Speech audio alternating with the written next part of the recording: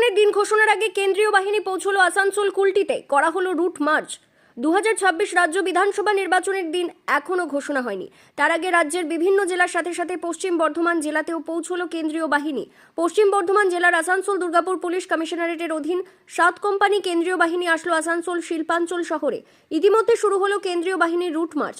আজ সোমবার সকাল 11টায় আসানসোলের কুলটি থানার শাক্তরিয়া ফাঁড়ির ভারপ্রাপ্ত আধিকারিক বিনয় দাসের নেতৃত্বে শাক্তরিয়া এলাকায় বিভিন্ন জায়গায় কেন্দ্রীয় বাহিনীর রুট মার্চ করা হলো।